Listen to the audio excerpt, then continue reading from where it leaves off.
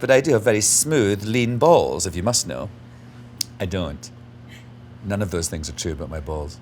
This is the cover of Out magazine from November 1999, in which I pose naked, as you can see, naked as the day I was born.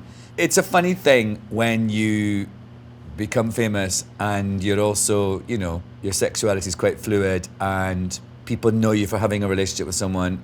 It was like every time I'd have sex with a boy, I'd think, oh, do I have to put a press release out?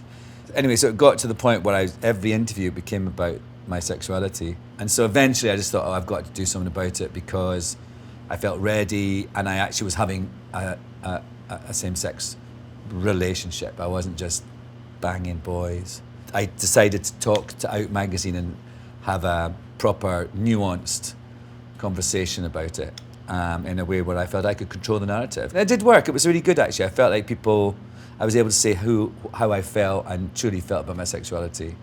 And so that was good. The most hilarious thing is that Conan O'Brien had his show in New York at the time, and I used to go on it quite a lot. And he was obsessed with this magazine cover. He thought that my heel was one of my testicles. And I was like, no, Conan, it's just I have a high arch, and that's my heel. But anyway, and I talk about this in my show that I do with Ari Shapiro from NPR. I tell this story. He says, excuse me, this may be a lot to ask, Conan, but do you have very veiny, hairy heels? And I say, no, Ari, I do not.